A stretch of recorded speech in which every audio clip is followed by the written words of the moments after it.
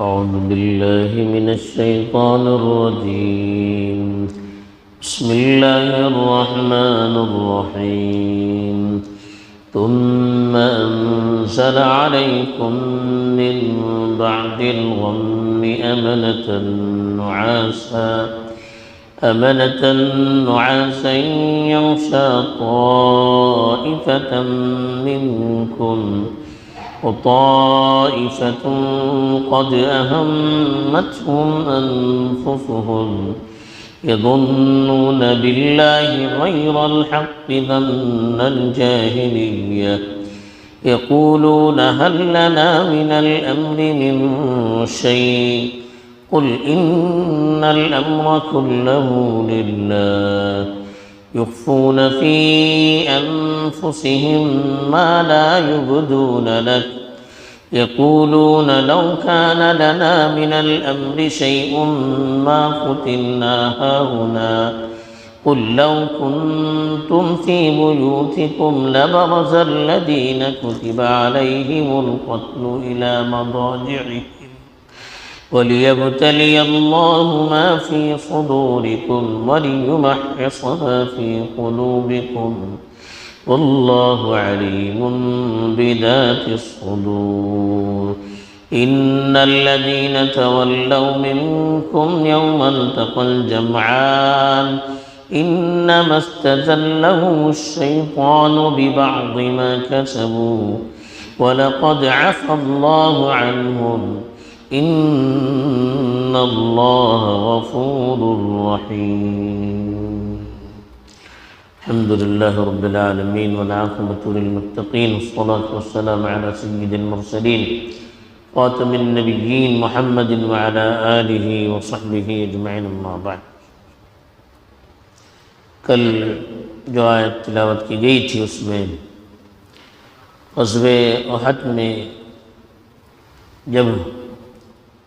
اللہ کے رسول صلی اللہ علیہ وسلم کی وفات کی جھوٹی خبر افواہ کے طور پر پھیلا دی گئی اور دشمنوں کی اچانک حملے سے مسلمان حواس باختہ ہو کر بھاگنے لگے، تو کیا عالم تھا اس وقت کا، ہلکی سی اس پر روشنی ڈالی گئی تھی.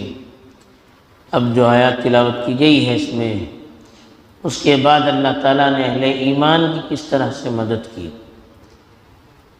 اور منافقین اور بعض کمزور والوں کی دلوں کی کیفیات کیا تھی اس کو اللہ تعالیٰ نے بیان کیا ہے. چنانچہ ارشاد ہے ثم انزل علیکم من بعد الغم، پھر غم کے بعد اس نے تم پر نازل کیا امانتاً نعاس، امن و امان کو، اطمینان کی کیفیت کو اونگ کے ذریعے سے، یغشا طائفۃ منکم، جو تم میں سے ایک جماعت پر غالب آ گئی تھی. یہ اللہ کے رسول صلی اللہ علیہ وسلم کہ مسلمانوں کے ساتھ، یہ اللہ تعالیٰ کی اہل ایمان کے ساتھ محبت اور شفقت کی دلیل ہے کہ جس موقع پر دشمنوں کے حملے کی وجہ سے اکثر لوگ میدان چھوڑ کر بھاگ چکے تھے اور ایک قسم کی پریشانی اور خوف چھایا ہوا تھا، تو اللہ تعالیٰ کی طرف سے مسلمانوں کو تقویت پہنچانے کے لیے، خوف کی کیفیت کو دور کرنے کے لیے اور ان کے اندر عزم و حوصلہ پیدا کرنے کے لیے اللہ کی طرف سے خاص طور پر مدد نازل ہوئی کہ مسلمان میدان جنگ میں اونگنے لگے. میدان جنگ میں جہاں دشمن ہر طرف سے گھیرے ہوئے ہوتے ہیں، وہاں پر مسلمانوں کو نیند آنے لگی اور وہ باقاعدہ اونگنے لگے. بخاری شریف میں حضرت ابو طلحہ وغیرہ سے منقول ہے کہ حالت یہ ہو گئی کہ ہماری تلوار جو ہاتھ میں تھی وہ گرتی تھی، پھر ہم پکڑتے تھے، پھر گرتی تھی، پھر پکڑتے تھے. حضرت زبیر بن العوام سے ان کے فرزند عبداللہ ابن زبیر رضی اللہ تعالیٰ عنہما نے نقل کیا کہ ایک منافق تھا جس کے الفاظ یہاں پر نقل بھی کیے گئے، وہ جب یہ الفاظ اپنی زبان سے ادا کر رہا تھا تو مجھے ایسا لگ رہا تھا کہ میں خواب سے دیکھ رہا ہوں، یعنی اتنی نیت کی کیفیت مجھ پر غالب تھی۔ کچھ دیر کے لیے یہ کیفیت طاری رہی جس سے مسلمانوں کے دلوں کو قسم کا سکون اور اطمینان حاصل ہو گیا، دوبارہ ان کو تازگی مل گئی، پھر وہ آگے بڑھے۔ تو اسی کو اللہ نے کہا کہ ثم انزل علیکم من بعد الغم امنۃ نعاس اون کو کہتے ہیں، پھر اس نے پریشانی کے بعد تم پر امن و امان کی کیفیت اونگ یعنی نیند کی صورت میں طاری کی۔ یغشا طائفۃ منکم، غشی چھا جانا، جو تم میں سے ایک جماعت پر غالب آ گئی، یعنی اونگ کی کیفیت غالب آ گئی تھی، یہ اہل ایمان ہے۔ دوسری طرف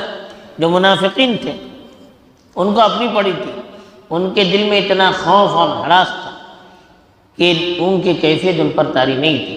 وَطَائِفَةٌ قَدْ أَهَمَّتْهُمْ أَنفُسُهُمْ، اور دوسری جماعت تھی جن کو خود اپنی ذات کے سلسلے میں فکر نے پریشان کر رکھا تھا، وہ اپنے بارے میں سوچتے ہیں، اہمت مانے پریشان کرنا، فکر میں مبتلا کرنا، خود اپنے بارے میں وہ پریشان تھے۔ يَظُنُّونَ بِاللَّهِ غَيْرَ الْحَقِّ، اور اللہ کے سلسلے میں ناحق چیزیں وہ سوچ رہے تھے،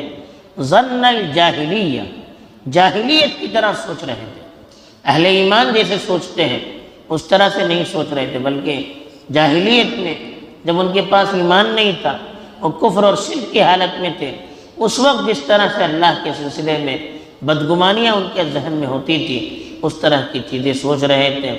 کیا سوچ رہے تھے؟ یقولون، وہ کہتے تھے آپس میں، هل لنا من الامر من شیء، کیا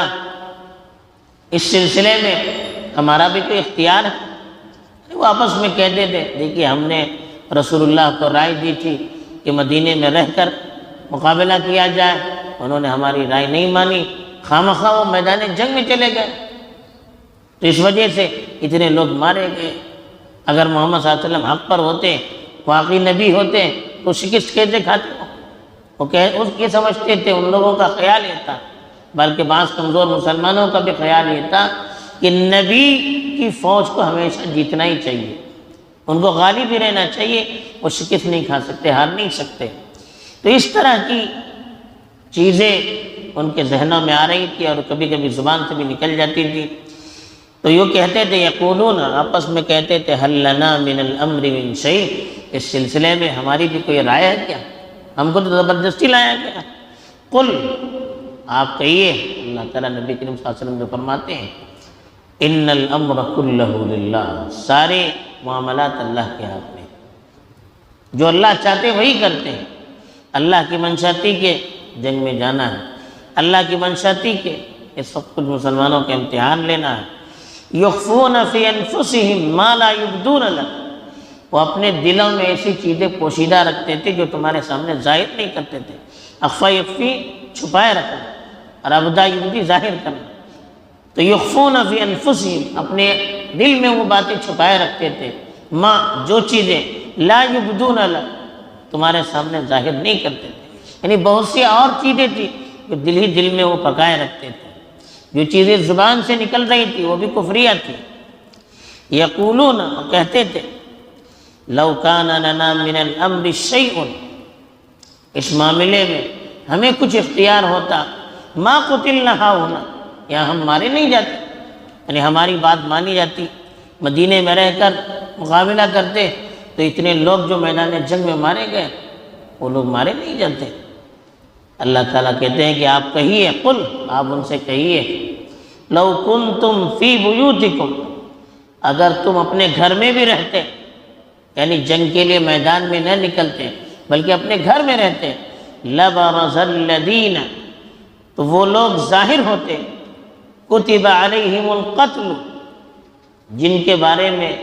قتل کا فیصلہ ہو چکا ہے، الی مضاجعہم، اپنے مرنے کی جگہ پر۔ یعنی اللہ تعالیٰ کہتے ہیں کہ آپ لوگ میدان جنگ میں آئے اور کچھ لوگ میدان جنگ میں مارے گئے، تو تم لوگ یہ سمجھتے ہو کہ ہم گھر میں رہتے تو ہم بچ جاتے، کہا کہ اگر تمہاری موت اس وقت مقدر ہوتی تو جس جگہ لوگ مرے ہیں وہ کسی نہ کسی طرح وہاں پر پہنچ جاتے، یعنی جہاں انسان کی موت ہوتی ہے وہ کسی نہ کسی طرح وہاں پہنچ جاتا ہے۔ تو یہاں یہ سوچنا کہ ہم گھر میں ہوتے ایسا ہوتا، فلاں جگہ ہوتی ایسا ہوتا ہے، موت پہلے سے طے ہے، جس کی جہاں موت لکھی ہوئی ہے اس کو کسی نہ کسی طرح وہاں پہنچنا ہی ہے۔ وَلِيَبْتَلِيَ اللَّهُ مَا فِي صُدُورِكُمْ، اور اللہ تعالیٰ تمہیں شکست دے کر تمہارے دلوں کی کیفیت کو آزمانا چاہتا ہے۔ وَلِيُمَحِّصَ مَا فِي قُلُوبِكُمْ، تمہارے دلوں میں جو غلط خیالات آئے اس کو صاف کرنا چاہتا ہے اللہ تعالیٰ، امتحان لے کر تمہیں آزمائش میں مبتلا کر کے تمہارے دلوں کی کیفیت پر اللہ تعالیٰ جاننا چاہتے ہیں، اور جو وسوسے غلط آ رہے ہیں اس کو بھی اللہ تعالیٰ صاف کرنا چاہتے ہیں۔ وَاللَّهُ عَلِيمٌ بِذَاتِ الصُّدُورِ، اللہ تعالیٰ دلوں کے بھید سے بھی خوب واقف ہے۔ پھر اللہ نے کہا إِنَّ الَّذِينَ تَوَلَّوْا مِنْكُمْ يَوْمَ الْتَقَى الْجَمْعَانِ، یوم التقى الجمعان، اس دن جب دونوں فوجیں جمع ہوں گی، تولا بھاگنا، کہا کہ وہ لوگ جو مقابلے کے دن بھاگ گئے، یعنی اس وقت جیسے کل بھی کہا گیا تھا جب اچانک حملہ ہوا تو اکثریت بھاگ کر چلی گئی، میدان جنگ میں رسول اللہ صلی اللہ علیہ وسلم کے ساتھ صرف 12 لوگ رہ گئے، باقی سب بھاگ گئے، افراتفری ہو گئی۔ تو کہا جو لوگ جنگ کے موقع پر بھاگ کر چلے گئے، انما استزلهم الشیطان، شیطان نے ان کو پھسلایا تھا، یعنی اس غلطی میں شیطان نے ان کو ملوث کیا تھا، ببعض ما کسبوا، ان کے بعض کرتوتوں کی وجہ سے، یعنی جو غلطی ہوئی تھی تیر اندازوں سے، اس غلطی کی وجہ سے شیطان کا ان پر داؤ غالب آ گیا، اس کی وجہ سے وہ لوگ بھاگ گئے۔ اس سے معلوم ہوتا ہے کہ اللہ کی نافرمانی سے، اللہ کے نبی کی بات کی مخالفت سے شیطان کس طرح سے غالب آ جاتا ہے۔ تو آج کے حالات میں ہم لوگ کتنی اللہ کی شریعت کی مخالفت کرتے ہیں، رسول اللہ صلی اللہ علیہ وسلم کی باتوں کے خلاف کتنا کام کرتے ہیں، تو شیطان ہم پر کتنا غالب ہوا ہوگا، ہم کتنے شیطان کے بہکاوے میں رہتے ہوں گے۔ وَلَقَدْ عَفَى اللَّهُ عَنْهُمْ، لیکن اللہ نے کہا کہ اللہ نے ان کو معاف کر دیا۔ اہل ایمان پر اللہ بڑے مہربان، ہو گئی انسان ہونے کے ناطے غلطی ہو گئی، اس غلطی کے پیچھے بھی بہت سارے راز تھے، بہت ساری حکمتیں تھیں، شیطان کے بہکاوے میں آ گئے تو اللہ نے ان کو معاف کر دیا۔ ان اللہ غفور حلیم، اللہ تعالیٰ بڑے بخشش والے اور بڑے معاف کرنے والے ہیں، بڑے برداشت کرنے والے ہیں۔ تو یہ اللہ تعالیٰ نے ایک تبصرہ کر کے پوری بات بتائی کہ کس طرح سے اللہ تعالیٰ ایمان والوں پر مہربان ہے۔ عین جنگ کی حالت میں اللہ نے ان کی مدد کی کہ ان پر اطمینان کی سی کیفیت طاری ہو گئی، اونگ ہونے لگی۔ پھر اللہ تعالیٰ نے اپنے دلوں کے بھید کو جاننے کا ایک نمونہ پیش کیا کہ منافق جو تھے کیسی کیسی چیزیں ان کی زبان سے نکل رہی تھی، ان کے دلوں کے اندر کتنے گونڈی چیزیں اور کتنی غلط چیزیں چھپی ہوئی تھی۔ اللہ بتانا چاہتے ہیں کہ اللہ مومنوں پر اس طرح مہربان ہوتے ہیں، کیسے اللہ تعالیٰ ہر موقع پر مخلصوں کی مدد کرتے ہیں، اور اللہ تعالیٰ کس طرح سے غلط چیزوں کو بھی، دلوں کے اندر جو چیزیں چھپی ہوتی ہیں اس کو بھی جاننے والے ہوتے ہیں۔ اور اسی طرح سے اللہ نے بتایا کہ ذرا سی ہماری لفظشوں پر شیطان کس طرح سے غالب آ جاتا ہے، جب صحابہ کے ساتھ وہ اس طرح کر سکتا ہے تو ہمارا شمارہ کا معاملہ کیا ہو سکتا ہے۔ پھر اللہ نے آخر میں بتایا کہ اللہ تعالیٰ معاف کرنے والے ہیں، غلطی ہو جائے تو ہمیں اللہ سے معافی مانگنی چاہیے۔ اور خاص طور پر اللہ نے ان صحابہ کے سلسلے میں جو میدان جنگ سے بھاگ کر چلے گئے تھے، وقتی طور پر ان سے اللہ کے رسول کی باتوں کی خلاف ورزی ہوئی تھی، فوراً اللہ نے کہا، اللہ نے ان کو معاف کر دیا۔ جب اللہ نے ان کو معاف کر دیا تو ہم ان کے سلسلے میں کوئی غلط تبصرہ اپنی زبان سے نہیں کر سکتے۔ اللہ تعالیٰ ہمیں صحیح سمجھ عطا فرمائے۔ وآخر دعوانا الحمدللہ رب العالمین۔ سبحان اللہ بحمدہ، سبحان اللہ۔